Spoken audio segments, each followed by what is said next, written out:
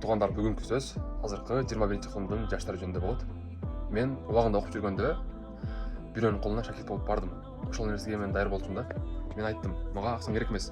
Мага тамак ашка жол киреге акча берсең болду. Сен айткан убакыттан ошол убакытка чейин иштейм, айткан убакытка чейин. Анан сен айткан жумушту кылам, мага үйрөтсөң болду деп бардым. Азыркы жаштар андай эмес. Азыркы жаштар сага условия коет. Сен аларга койбойсуң.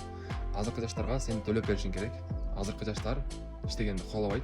Мындай иштерде да, мисалы, чисто электриканы айтайын, мисалы, кызыкпайт да, шакирт түшөйүн, үйрөнөйүн деген жок. Азыркы жаштардын капризин сен көтөрүшүң керек. Сен көтөрүшүң керек капризди. Ошого ата-энелер силерге сунуш балдарыңарды болушунча мындай жакшы тарбиялагыла. Эмгек жактан, берки физический труд жактан андай слабый болбосун да негизи. Колундагы телефон, башка нерсеге алаксып жашоосун ошол нерсеге байлап албасын.